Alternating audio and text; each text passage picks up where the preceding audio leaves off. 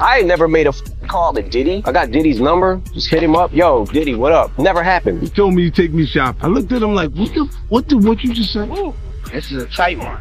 And the winner is Eminem, the Eminem show. Wait, he didn't just spell the word rapper and leave out a he, did he? Yep. The new lawsuit coming with Jay. Yeah. Part of Jay. I go, oh shoot, like Right. I had to be there. Getting tighter. You know what I'm saying? And united we stand. It ain't nothing else. That's the way it's sitting there like, yeah. Like, hey, she's laughing. I was asking where's anything going on here. This is the one time I'm gonna be with you this year.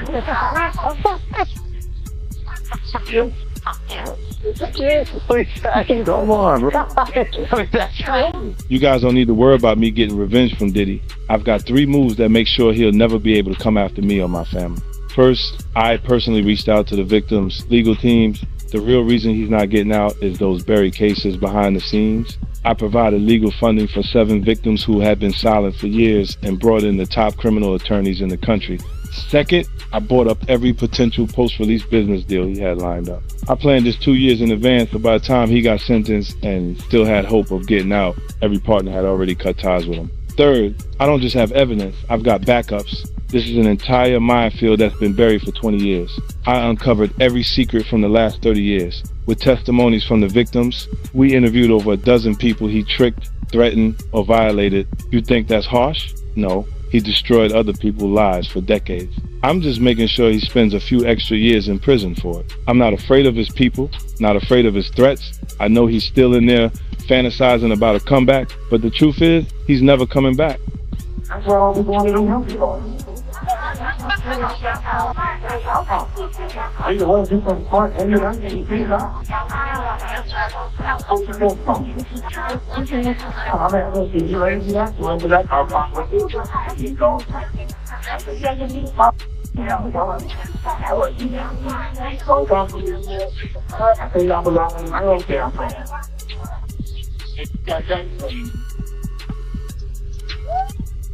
The reason why their group was so close is because all of them have some type of STD. I think they all got out. Now, bear with me, guys, because I'm not even trying to cap. I look at it like this. You know, they're not using condoms, right? So, if you're in a party not using condoms, it ain't like you catch something twice, right? You know, so if you already got some, it ain't like you catch it again. So, I believe, one of my theories is that these people at these Diddy parties were so close because they all had STDs. I also didn't participate. I also didn't go to those parties. Yeah. So a lot of the celebrity culture that you don't hear saying anything is because they participate. Was there a reason you never went to those parties back in the day? Obviously, I know what's going on there, but is there a reason you never did? I'm just not with all that. Like all of the stuff that he's doing, I'm not into that type of stuff. I'm just a little more, maybe you could say basic. For years, hip-hop has thrived on bold personalities, ruthless competition, and stories that refuse to disappear, and few rivalries have lasted as long or echoed as loudly as the conflict between 50 Cent and Diddy, what began as a quiet tension between two. Dominant New York figures gradually turned into almost 2 decades of open hostility, with 50 Cent repeatedly reviving the issue whenever cameras were near. Recently, the tone has grown more intense as 50 Cent has implied he holds direct knowledge about what allegedly took place behind closed doors at Diddy's highly private events, suggesting that recognizable industry names were in attendance, and setting the music world on edge. To understand how things escalated this far, you have to go back to the early 2000s when 50 Cent was rebuilding after surviving a near-fatal shooting and being dropped by his label, forcing him to ghostwrite just to survive. He later shared that one of those hidden contributions was performed by Diddy on Music Depths. Let's get at a subtle connection that placed them in the same orbit without forming any real alliance. From that uneasy overlap, the strain never truly faded, quietly building year after year until it exploded into the very public battle still drawing attention today. I forget, why did the guy shoot you 9 times? Was it drugs or something? He was paid. He was paid to do it. Yeah. Who would want to shoot you? Targeted. You're such a good guy. It's my parents. It was a drug thing? No, like a business thing? Karma. Karma. Karma. Explain to me again why this guy was hired to shoot you 9 times. Well, he was paid because someone, felt like that I would potentially do something to them if they kept going in the direction they were going. You are tough.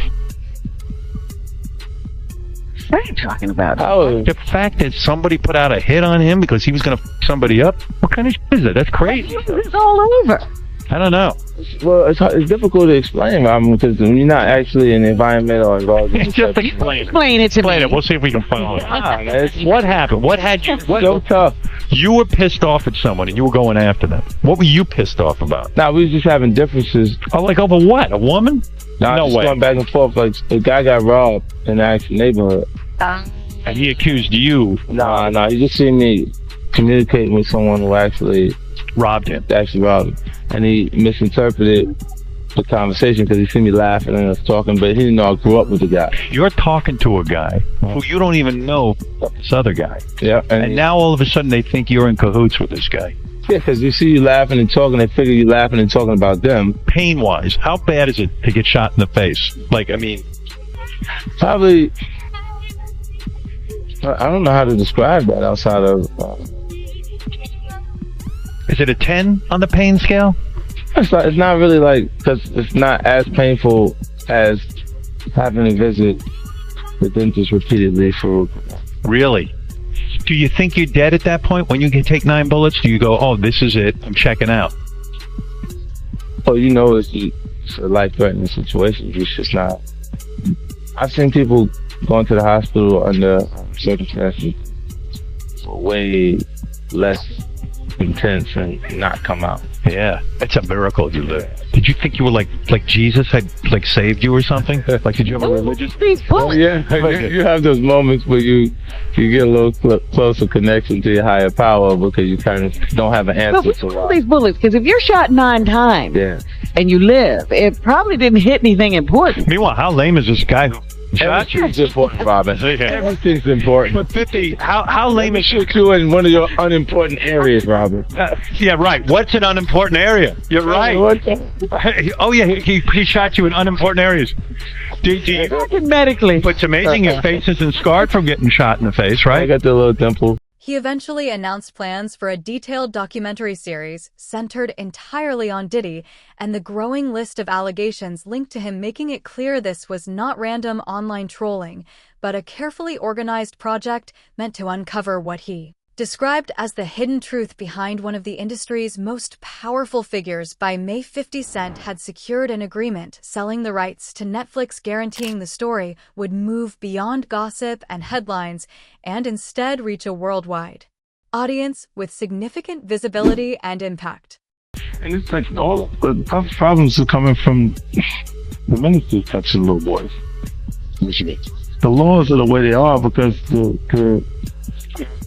because of the priest. The priest touching little boys. Why are you looking at me, bro? That's your church. I just go to church, right? Nothing to do with it. I have an alibi. See, that's why the laws allow We get a lot to turn away from you. No.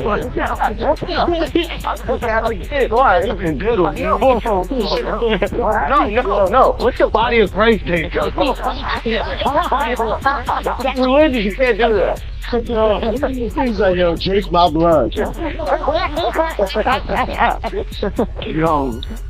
So this crazy one after 20 years they come out. That's the foul. Well, Puffy, you were the only one saying anything for decades. Because we had our own thing. But you were the only. Everybody else is scared. Huh? But everybody else is scared. So you think maybe this is a similar thing where everybody else is scared? I don't know what it is. I'm just asking. But if they're scared, that's what I'm thinking. Situating Jay-Z a little bit. Yeah. Like, you've been saying people are gonna come for him a little bit. No, we would do funny, funky stuff like the Super Bowl. Like, it was not okay for me to be at the Super Bowl. Oh, he tried to cut that. Yeah, he didn't want me to. Well, they worked to make like there was an issue with me in the NFL that doesn't exist. So he did the corporate way, trying to keep it down. Oh, it's not me, it's them. Yeah. And then when M says he's not gonna do it if I'm not dead, then go. Yeah. That's what's your and Jay's issue?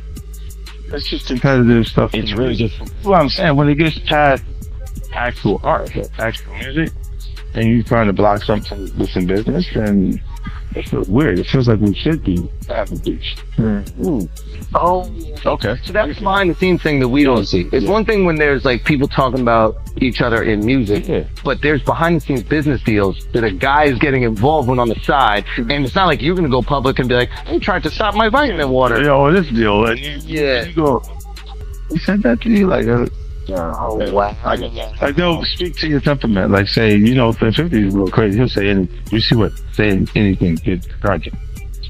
So they're trying. He's basically trying to scare people out of the deal. At present, the aftermath is still developing, but 50 Cent insists documentation exists and claims it will surface eventually after Diddy's trial concluded the most serious accusations were not upheld. However, the court did issue a conviction on lesser charges related to unlawful transportation, a result that heightened public attention and confirmed long-standing concerns for many observers. For 50 Cent, this was not a moment for jokes, but a turning point. He pointed to the outcome as evidence that the image surrounding the mogul had been carefully shaped, arguing that the ruling revealed patterns of control and distortion. He maintains he has been hinting at these issues for years, transforming what once sounded like provocation into what he now frames as validation. Now let's get to a few of this morning's other big headlines. Starting with a bombshell announcement amid the mounting lawsuits against Sean Diddy Combs. Houston rapper 50 Cent announced yesterday that he's the executive producer of a docu-series about the assault and allegations against Combs. The series will also discuss trafficking and racketeering charges Combs is facing. The series is expected to make a premiere on Netflix, but a date has not yet been set. So you have something huge coming up, which is a documentary about P. Diddy, Puff Daddy, P. Diddy. Yeah. Did he do it, right? Yeah. I know you've been heavy on social media talking about it. I'm the only one who's been vocal about this long before it actually. Oh, you've been saying this for a long time now. And then no one was, you know, they're just widely saying this, and now it's coming out like crazy. I mean, But I also didn't participate. I also didn't go to those parties. Yeah. So a lot of the celebrity culture, you don't hear saying anything, is because they participated. So was there a reason you never went to those parties back in the day? Obviously, I know what's going on there, but is there a reason you never did? I'm just not with all that 50. Like all of the stuff that he's doing, I'm not into that type of stuff. I'm just a little more, maybe you could say basic or normal. Yeah, in the 90s, the TPD said they paid him to kill Tupac. Yeah. So, like, get the craziest accusations. You had TMZ created a docu-series that went to Tubi, but the series is saying the downfall of Diddy. You're one of the first persons in entertainment to really call out people, and you kind of have that authority in that to be able to call people out. I mean, which is pretty amazing. You're kind of, in some ways, draining the swamp of Hollywood. Yeah, I don't have a support system. I don't have a support system of peer group of artists that require to do what I'm doing. I've had to be on my own from the beginning. So I don't necessarily have a responsibility to behave a certain way according to them. You know, and look, if I didn't have an award-winning director doing it, if I hadn't put the right people in place to produce it properly, I wouldn't understand why they would question about anything. You know? Let me ask you this: do you think she knew what he was doing? I believe she knew he was doing the freak off, but do I believe she knew he was allocating different monies to different places and which way it was going, which offshore accounts, which Swiss banks accounts, and all that shit was going in? Nah. I think she just was enjoying the fruits of the labor. But why you believe she knew about the freak-offs? Because one of the witnesses said she was there. And do you remember this, bro? Check it out. People tell off on themselves so much, man, and I don't understand when people don't catch it. Diddy has said this. He said, when I give a party, I have to have an ambulance outside of the house. Paramedics ready. That people have to take IVs. Remember the time that him and his mama kissed each other on the lips? Yeah. Do you remember that both of them was getting the IV at the same time? Yeah, I did notice that, yep. That's from the Diddy freak off party. And I'm gonna say allegedly. So let me ask you this. You knowing her at the end, you knowing her personally, is she the kind of person that, you know, will be a part of a freak off with you? I think that she liked to party, because she party with young people. She's always been like that. But to get back to this lawsuit, right? Little Rod, he also alleges that, you know, Diddy, he would grope his genitals and he would grope his anus.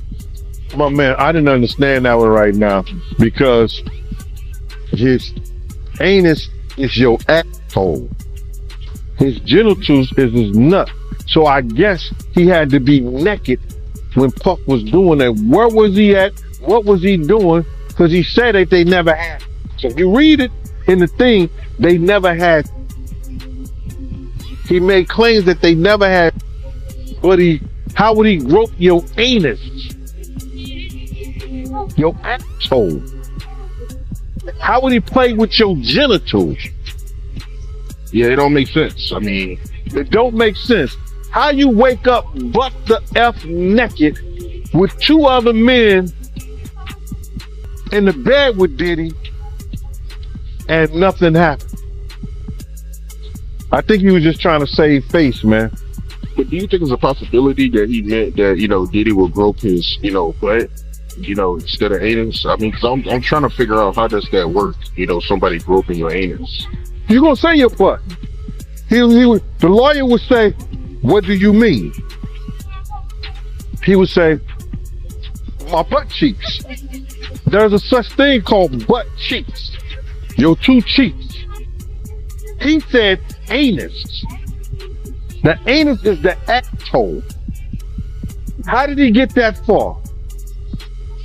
Lil Rod, you gotta say no to Diddy something. No, that shit ain't funny, man. But you gotta say no.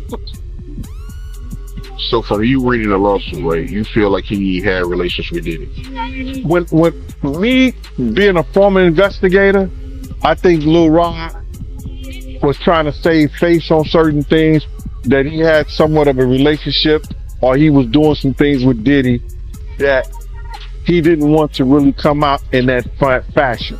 Because there's no way that he gonna wake up and his anus is hurting and his genitals is all over the place, and he's in the bed after being drunk or drugged and saying nothing happened.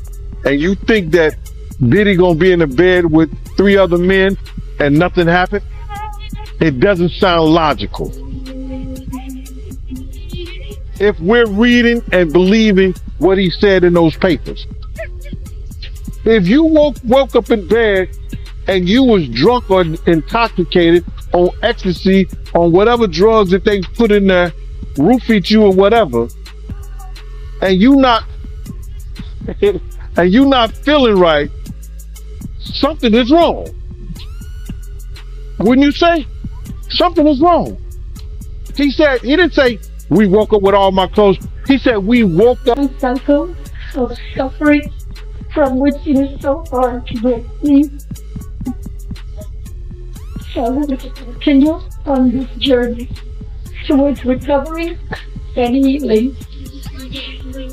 I'm glad that he is locked up, but that's a temporary.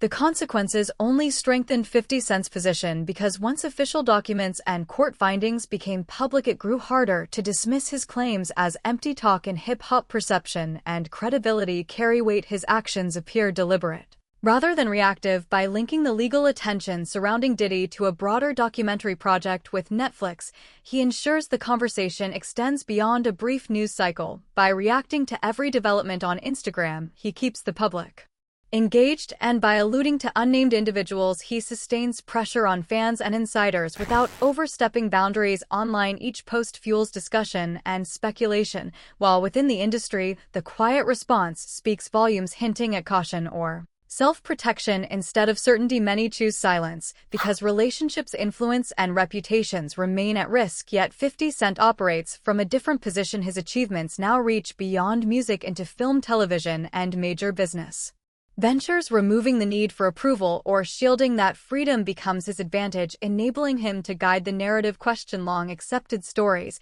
and push for accountability across an industry others may prefer to leave untouched.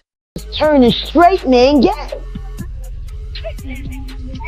That was his thing. For his hype. What's his last film project? Elliot. Yeah, DMX was a star in that.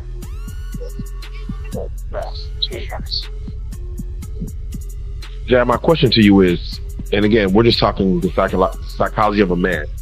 What if the entertainment industry is nothing but a cover for a worldwide thing? You mentioned who's on tapes and who got tapes out. Yeah. Purpose of having a recorded freak off. Yeah. What does that do for the male? What does that do for the female? Like, some females are cool with it. What is the thought behind it as far as let's record this shit and either rewatch, keep it for sale, evidence? Is it just what is the mentality behind having if you can own visual memory? Their vulnerability, if you can own that, you have the ability to control and manipulate that person. See, guys start off by saying, "Oh, man, I don't want to watch porn. I just want to watch us." See, that's the lie. That's the line.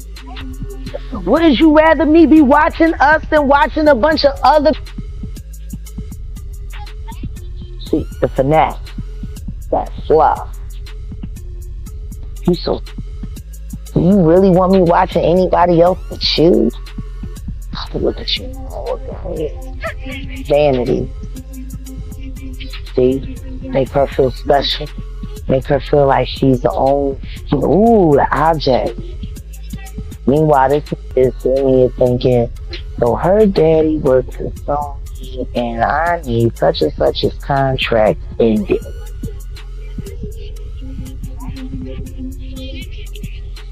Does it also work this way for men? Absolutely. And it's worse for the men. Women are used to being the victims of, not men. No man walks in thinking that another man is looking at him like a lollipop. Not a straight man. You are only hit to that you hit to. You know what I mean? Which is why you hear so many people say they went to Diddy parties and they felt like something was off and decided to leave, or they got invited to another room and they decided to go because they felt like it wasn't right, or whatever the case may be. He's literally walking in there, like, not thinking.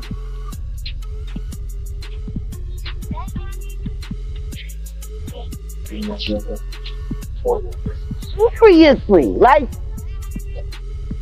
But the thing is, they were still willing to take the chance to go because everybody. This situation has evolved beyond revenge or spectacle for 50 Cent. It centers on responsibility and consequences.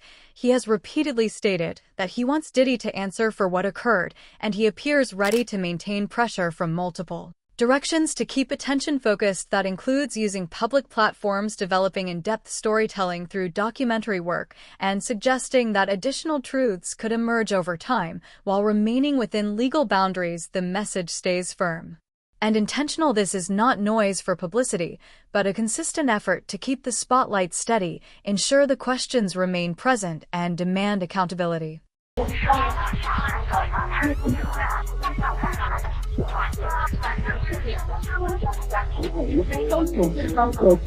so much excitement that goes on.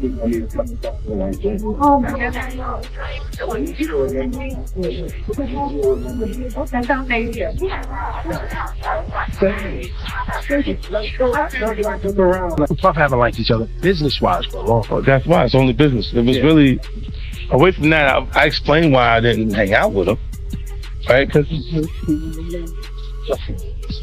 It's not your shit. It's not my your shit.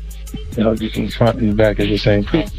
I got uncomfortable with him because the way he was acting to try and get me to hang out with him was like, yo, I took you shopping. Like, and I'm like, what you mean? Like, that's something you say to a woman you're attracted to, maybe. Right. It's just weird, bro. Like, and now you start to see a lot of the weird stuff that was there. It looks like it all lined up, don't it? It was not in the closet. It was in front of you, and you wasn't seeing it because you see the beard, or you see the girls. So you didn't look at them the way it actually is towards the girl. And when I say people respond, how people respond to things matter. Like the internet will take to it and just go off with it. Meek responds being the uncomfortability. He goes, yo, nah, I gotta put 100,000 to find out why my name is English like this. Only because he's uncomfortable. You don't hear him talking about French? French is right there. Right? Like it's a fight. You guys make me feel like I'm so scared. No, they see it. You see it. They see it. Nah, you see it. They won't act like that. Oh, we got nothing to do with that. No, that ain't it.